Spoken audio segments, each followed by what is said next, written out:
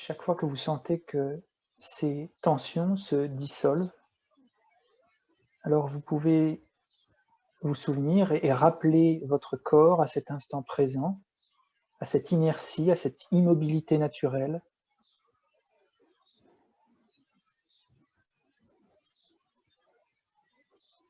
Observons à présent le dos,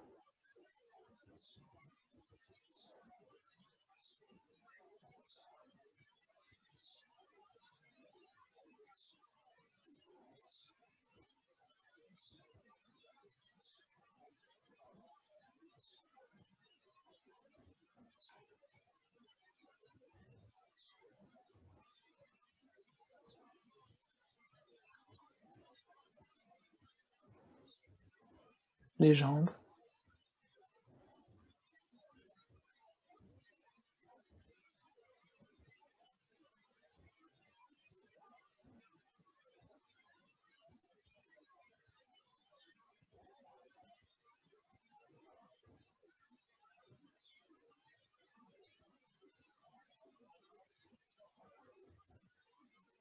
et on peut refaire un petit cycle en observant un peu plus rapidement, juste pour vérifier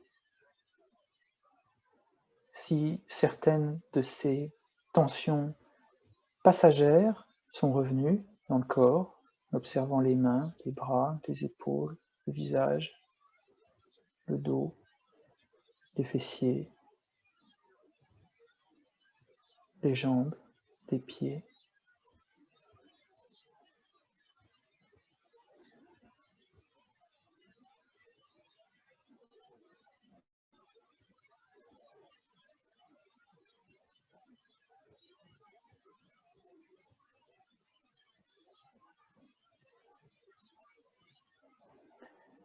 Et maintenant, observez si ces impulsions mentales de bouger, d'accomplir une action, de se lever, de changer de position, ont toujours la même intensité.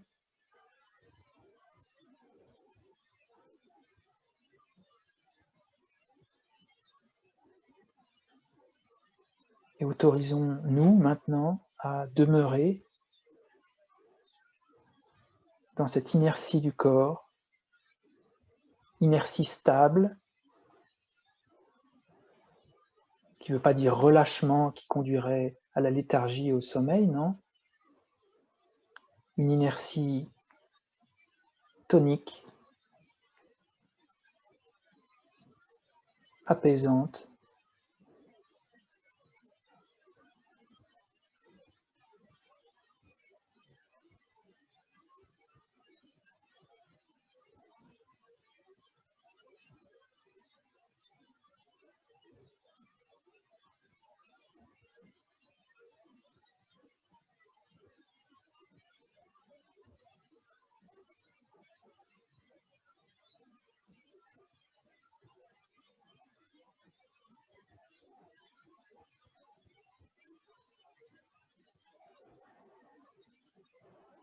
et ce qu'on vient de faire pour le corps, on peut à présent le faire pour quelque chose qui peut sembler un peu original, puisque de toute façon on est tous, à part moi, plus ou moins en silence, mais c'est établir également la parole dans son silence.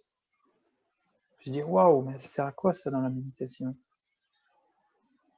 Mais c'est juste apprécier la qualité du silence aussi. Établir la parole dans son propre silence.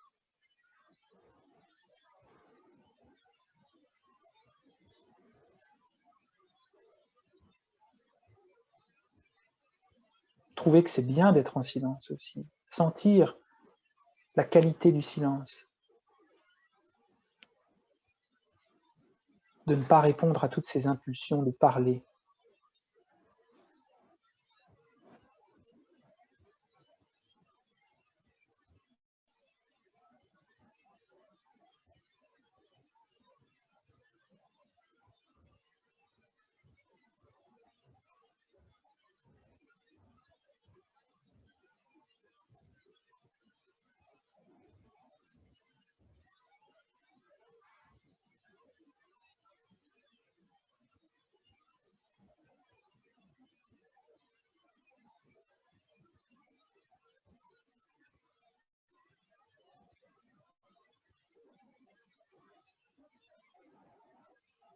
Observons à présent le corps pour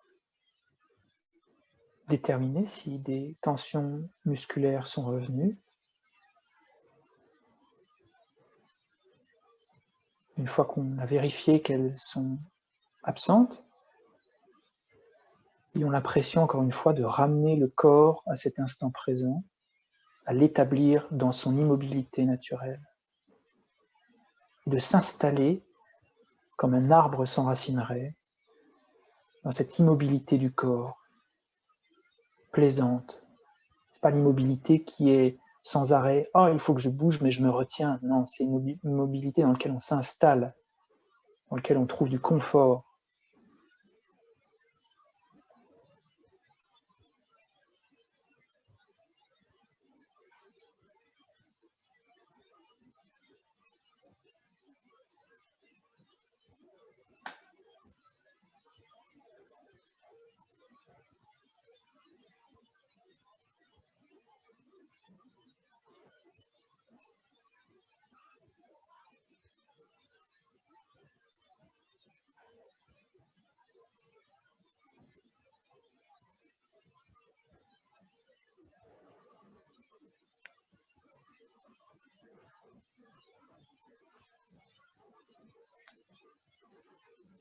Imaginons que le corps, c'est comme une voiture qui ne peut plus rouler, qui est complètement immobilisée.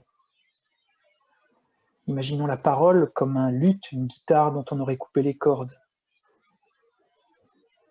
Ça, c'est des analogies classiques. Le luth dont on aurait coupé les cordes, c'est une analogie du célèbre maître indien Padmasambhava. Ayons cette impression-là, et pour le corps, d'une machine qui ne peut plus bouger, qui est simplement laissée là, statique.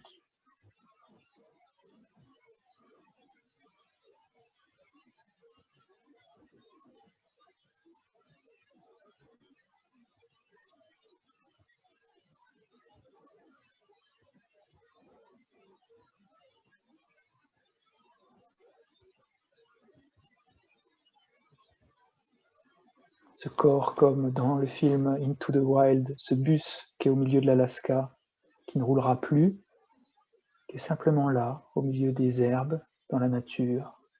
On peut s'imaginer le corps de cette manière.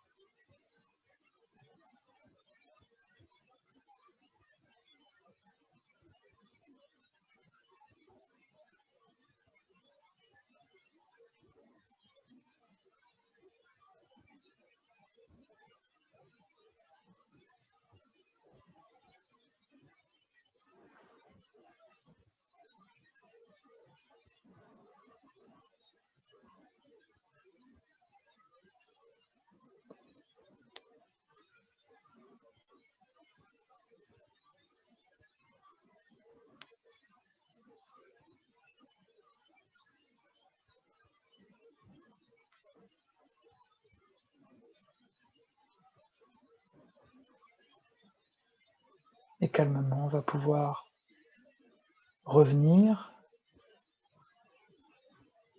à la réalité un petit peu autour de nous, réouvrir les yeux si on les avait fermés, terminer cette première courte méditation, tout en essayant de conserver la qualité de notre attention, pas essayer de retomber dans une activité mentale discursive et analytique forte, c'est-à-dire revenir à ce mode de pensée qu'on utilise très souvent, mais conserver cette qualité attentive, cette staticité du corps, cette détente, c'est de la conserver en dehors de la méditation. Ne pas penser que la méditation et l'après-méditation sont deux choses d'entités complètement séparées. Essayez de le voir comme une continuité. Vous pouvez revenir à une position différente. Si vous avez un thé, un petit café, vous pouvez en boire un peu.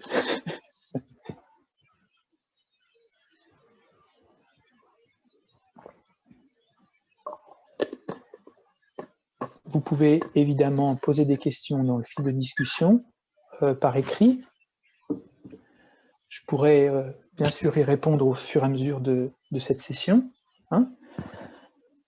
N'hésitez pas, parce que autant rendre ces séances le plus interactives possible. Je suis vraiment là pour ça. Alors, on va parler un peu de la détente maintenant, parce que la détente, qu'est-ce que c'est? Comment on la voit très souvent, la détente? On la voit comme liée à une activité.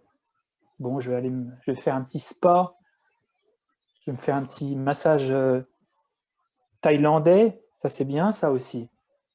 Ça c'est vraiment, pour nous, c'est ça la détente. C'est lié à une activité, souvent. Hein.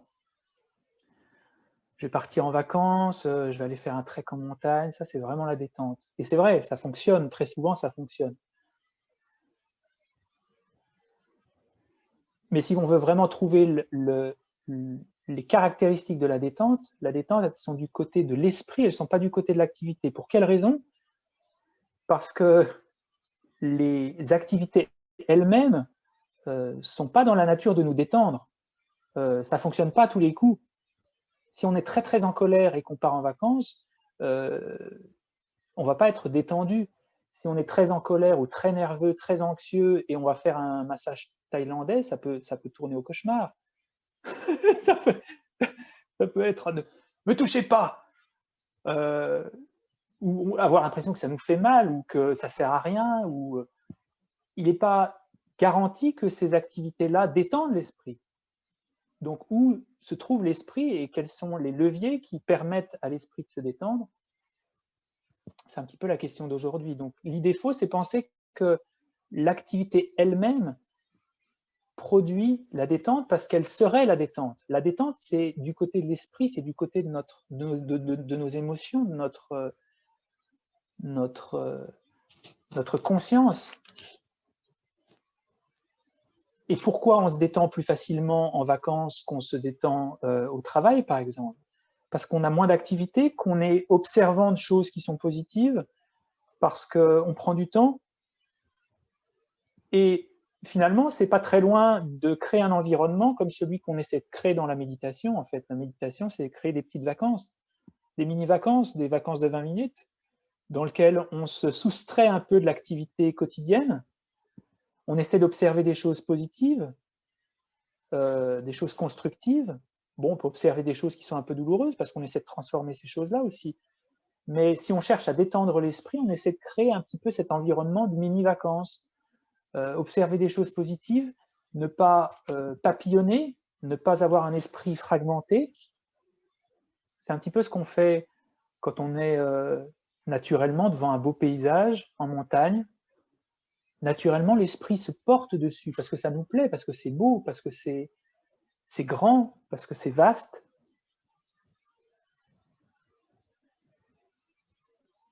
Ce qu'on essaie de faire dans la méditation, c'est de retrouver et d'actionner cette détente sans avoir besoin, sans arrêt, de passer par un stimuli extérieur.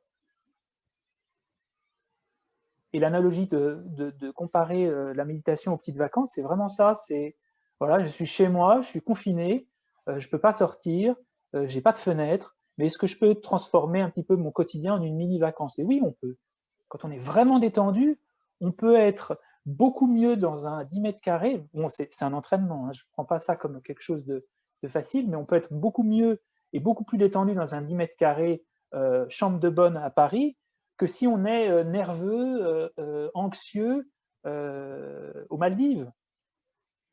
L'environnement n'est pas gage de détente. Il y participe très souvent, et c'est pour ça qu'on médite dans des endroits qui sont inspirants. Dans les traditions méditatives, méditer en montagne, ça aide. Mais essayer d'aller un peu plus loin que ça et comprendre à quel point la détente, elle est produite d'abord par nos états d'esprit. Une autre idée un petit peu simpliste de la détente, ça c'est plus lié à la méditation, c'est de penser que la détente, c'est lié à une forme de relâchement. Voilà, il faut nécessairement que je relâche. Et on vient de le faire pour les muscles, hein, on vient de détendre les muscles. Mais on agit sur les muscles parce que les muscles sont le corrélat, on peut dire, de l'esprit. Notre corps bouge et se comporte en lien avec nos états mentaux. Donc, pour commencer à agir sur nos états mentaux, on agit sur le corps. Mais de penser que pour être détendu, il faille seulement se détendre, c'est ce qu'on fait très bien quand on dort. Hein. Mais quand on dort, on peut être assez nerveux aussi, puisque plein d'idées nous viennent, on rêve, on n'est pas serein, surtout quand on fait des cauchemars. Le fait d'un grand relâchement physique, si on pense que c'est ça la manière de se détendre, ça ne va pas fonctionner, parce que le grand relâchement physique ne crée pas nécessairement la détente. Ce qu'on essaie, nous, quand on détend les tensions musculaires qu'on observe dans le corps, c'est d'aller un peu plus que de simplement détendre le corps. C'est détendre le corps pour commencer à agir un petit peu sur l'esprit en profondeur. Et quand on comprend le lien entre le corps et l'esprit, alors plus on détend le corps, plus on va détendre l'esprit. Mais pas penser que c'est quelque chose dans lequel mon esprit n'a rien à voir et j'ai juste à détendre le corps. Ça, c'est une idée simpliste. Parce que je pourrais vraiment faire comme ça.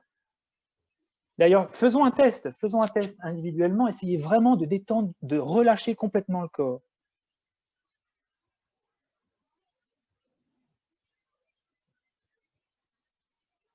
Est-ce que tout de suite vous vous sentez détendu? Non, c'est pas. Et l'inverse, si on se tend vraiment, est-ce qu'on a l'esprit plus clair? Non.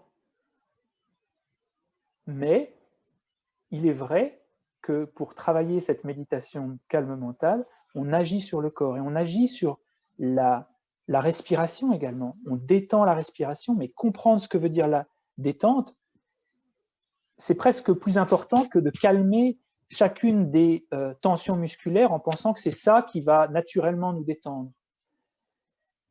La détente, c'est vraiment lié à des états mentaux, à des compréhensions profondes de nous-mêmes. C'est lié au contentement dans l'immobilité, par exemple. Est-ce qu'on peut se contenter? Ça, c'est une question assez philosophique, assez profonde. Est-ce qu'on pourrait se contenter simplement d'être assis sur un coussin, une fois de temps en temps? Parce que si on ne se contente pas d'être assis sur un coussin en pensant qu'il y a beaucoup d'autres choses bien meilleures à faire, comment on peut vraiment se détendre à ce moment-là, si on n'aime pas ce qu'on fait? Et souvenez-vous, aux précédentes sessions, l'emphase qu'on a mise sur la motivation, sur savoir comprendre les bienfaits de la méditation. Si on pense que c'est complètement inefficace, inutile, que je ne peux pas y arriver, alors comment on peut s'installer dans une détente qu'on pense impossible? Donc il y a toutes sortes de compréhensions qu'on peut avoir qui nous aident aussi dans cette détente. Comprendre qu'on a tous et toutes le potentiel à la détente. Il s'agit juste de jouer sur les leviers mentaux, sur l'environnement un petit peu autour de nous également, mais on a tous ce potentiel. Donc, la détente est vraiment liée à un contentement. Et dans les prérequis du calme mental, pour obtenir des états de concentration très intenses, le contentement est un des facteurs principaux. C'est vraiment se satisfaire de ce qu'on a. Donc ça, il y a des méditations analytiques qui permettent de travailler là-dessus, dans lesquelles on va réfléchir, on va analyser. Nous, on le fait très rapidement, on l'évoque seulement. Mais bien penser que la méditation n'est pas isolée de nos activités quotidiennes. Ce n'est pas une méthode miracle qui va tout de suite détendre l'esprit. Et le meilleur moyen d'avoir cette détente, c'est d'avoir une vie équilibrée mentalement.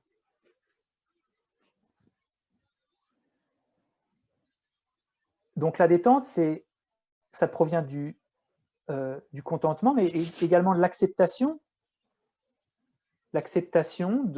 des choses qui arrivent. Voilà, ben c'est vrai, j'ai un peu mal au dos. Alors plutôt que de penser qu'on peut tout faire partir, qu'on peut tout éliminer de ces expériences insatisfaisantes qu'on fait quand on médite, parce que ça arrive aussi, eh bien, on accepte les choses simplement comme elles sont, et l'esprit va se détendre. Et quand l'esprit se détend, toutes ces choses qui sont négatives vont être transformées en quelque chose de beaucoup plus plaisant. C'est un des modes de l'esprit qui est, plus il est resserré, plus on prend de manière frontale et négative les obstacles de l'existence. On le voit quand on revient de vacances, par exemple. On revient de vacances, waouh, les choses qui nous semblaient horribles avant de partir, au travail par exemple, nous semblent mineures. Pourquoi? Bon, on les a peut-être laissées pendant quelques semaines, mais aussi parce que l'esprit est détendu, et quand l'esprit est détendu, on est beaucoup plus résilient des obstacles et des propres choses qu'on vit à l'intérieur, la douleur, l'angoisse, l'anxiété.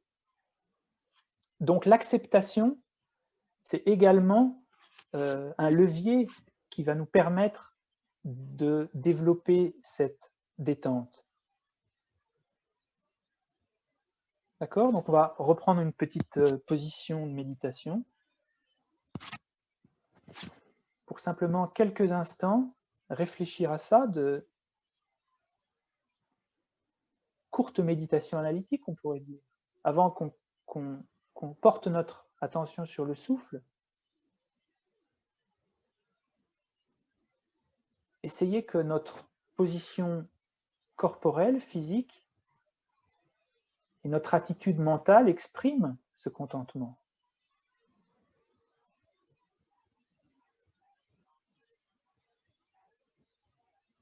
Et si pour les quelques instants de cette méditation, j'autorisais mon esprit, je m'autorisais moi-même à développer un contentement profond, d'être simplement là, rien d'autre n'importe, ces choses de mon activité quotidienne, je les reprendrai plus tard, mais je vais essayer de m'installer totalement dans ce corps immobile,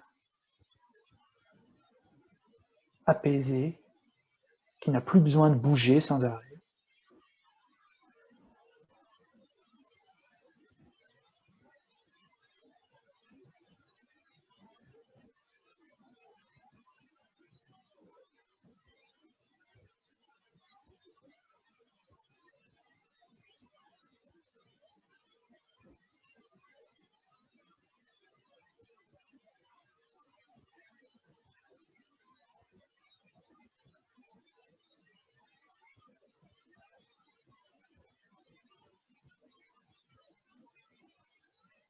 Et se souvenir brièvement que l'existence de notre vie n'est qu'une expérience du présent.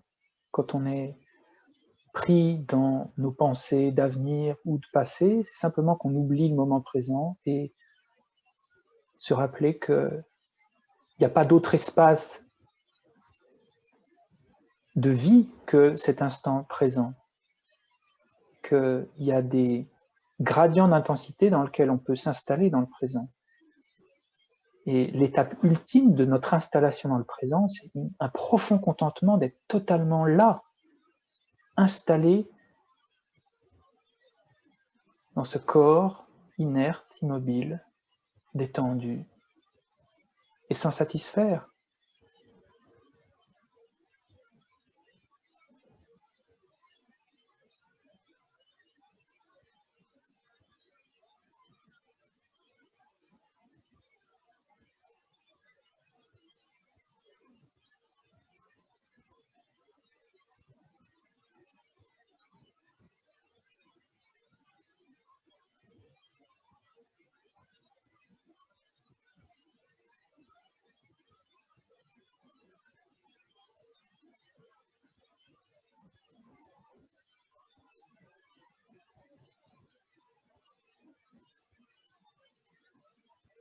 Observez le contenu de vos sensations tactiles, la pression du coussin sur vos fessiers, sur vos jambes, la pression de vos mains sur vos cuisses.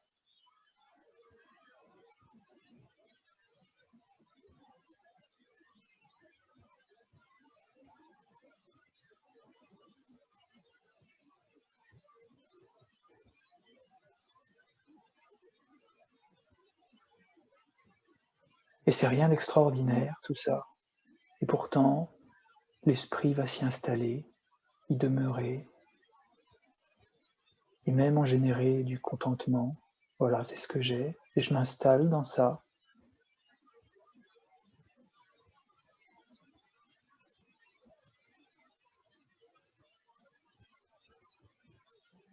Je m'y installe complètement.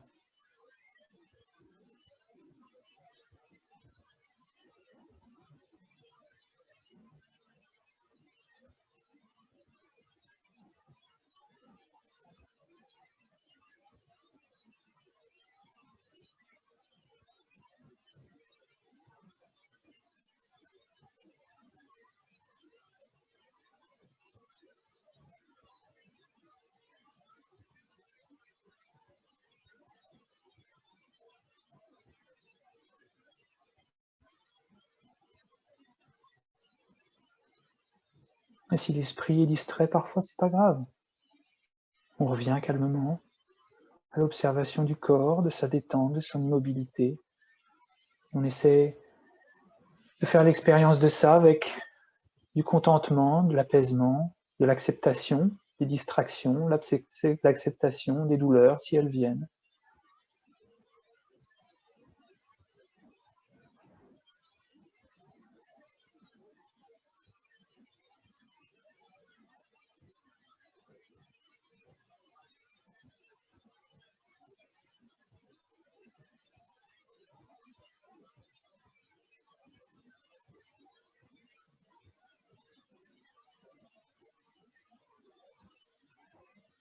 Essayons de faire que notre corps, sa position, exprime ce contentement.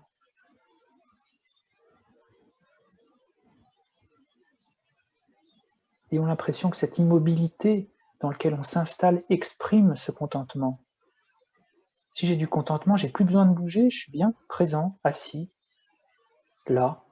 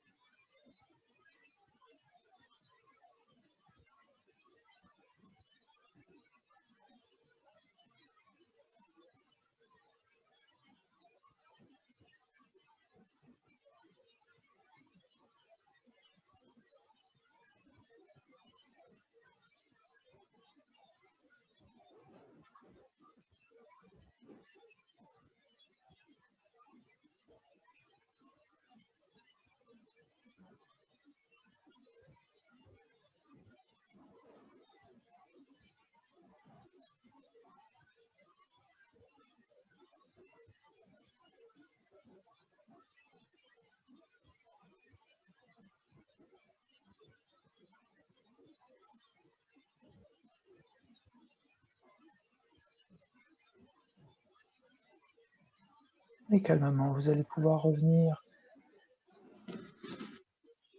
à cet échange.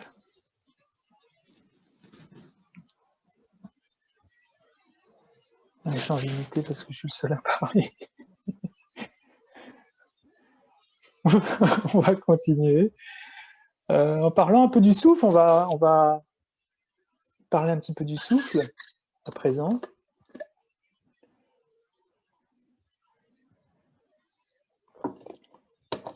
Quand on médite sur le souffle, qu'est-ce qu'on observe vraiment? Parce que le souffle, il y a plein de choses dans le souffle.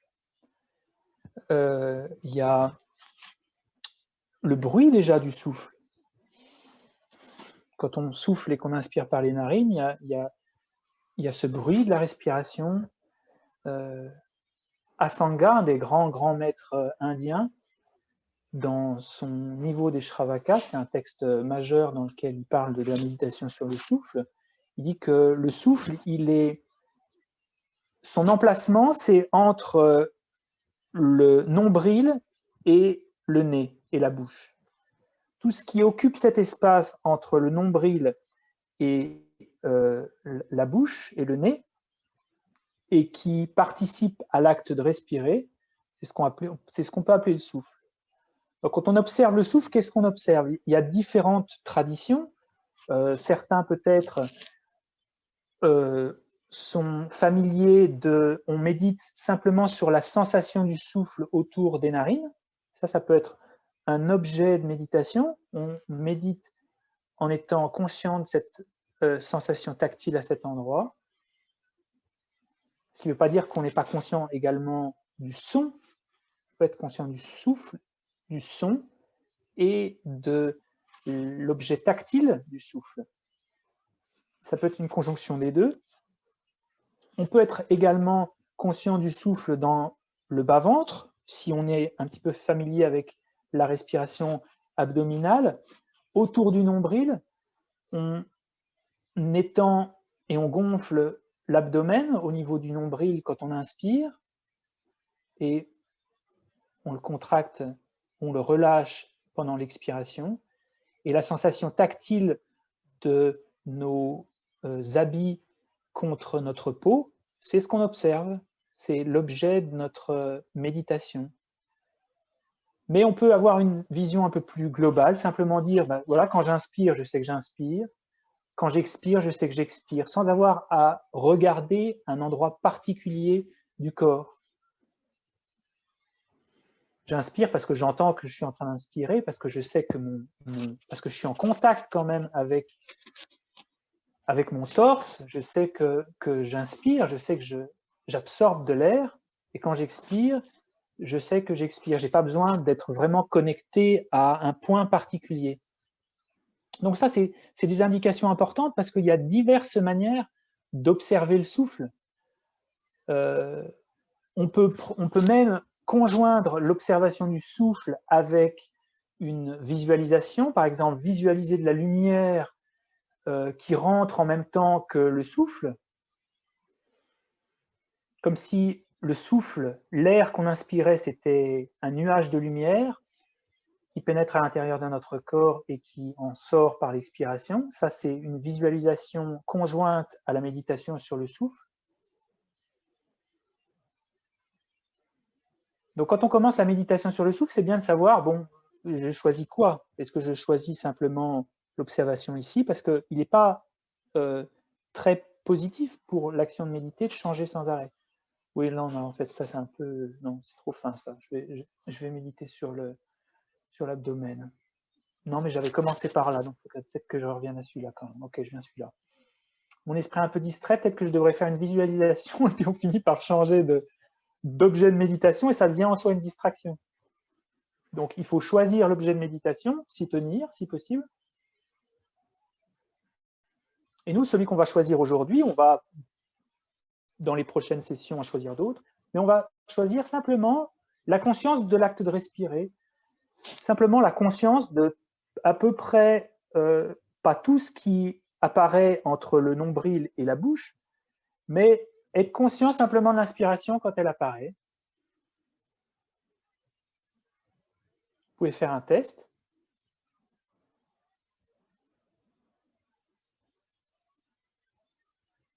Quand j'inspire, je sais que j'inspire. Quand j'expire, je sais que j'expire. Et ça, c'est une indication très importante qu'on va voir ensuite. C'est qu'il n'est pas nécessaire de commenter ce qu'on fait. Et d'ailleurs, non seulement il n'est pas nécessaire de commenter, mais il est nécessaire de ne pas commenter.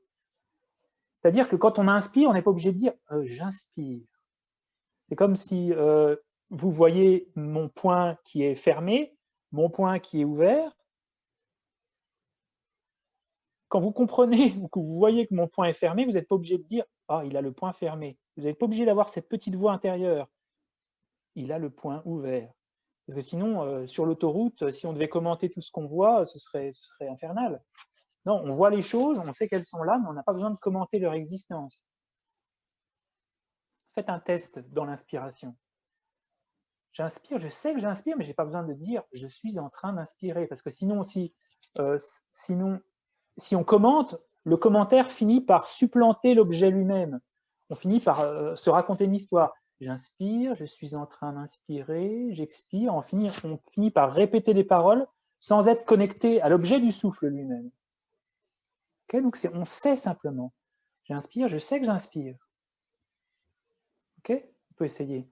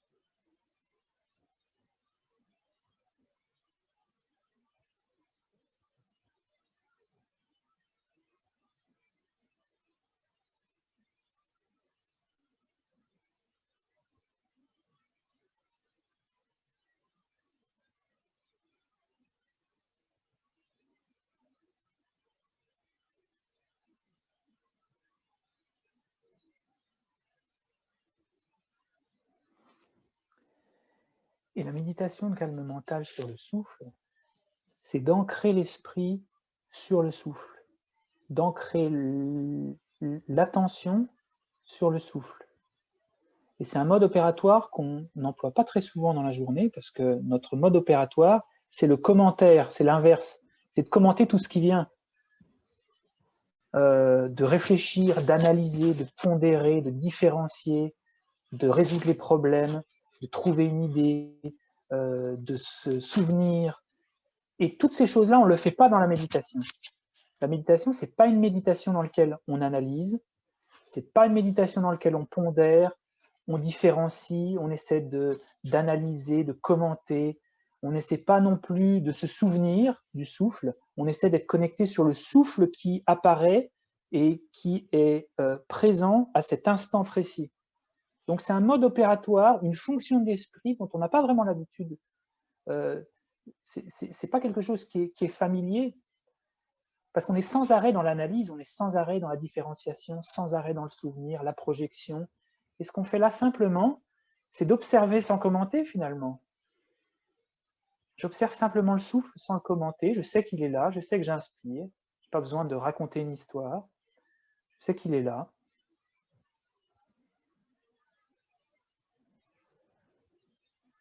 On n'essaie pas de le modifier non plus.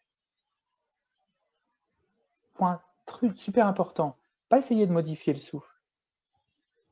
Et de la même manière qu'on a installé le corps dans une forme de calme naturel, la parole dans un silence naturel, on va installer le souffle dans son calme naturel.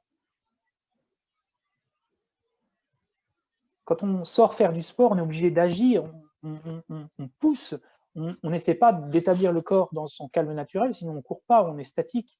Mais dans la méditation, c'est un petit peu différent, parce qu'on n'essaie pas de forcer le souffle à devenir détendu. C'est à travers la stabilité mentale, à travers le simple fait d'être conscient du souffle et d'observer son caractère naturel, d'encourager un petit peu, mais c'est vraiment un tout petit peu, c'est très fin, c'est du micro, c'est la microchirurgie, on pourra dire. Il ne faut pas essayer de le forcer.